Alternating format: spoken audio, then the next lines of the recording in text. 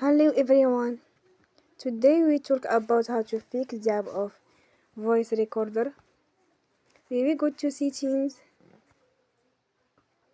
then we click on apps. After that we will search the app voice recorder and we click.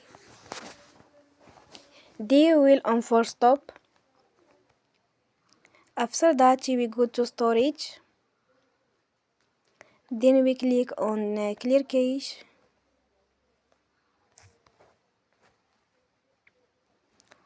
In the end, you will turn off your phone and you will recharge your phone again. Don't forget to support us by like and subscribe. See you next time and thank you for watching.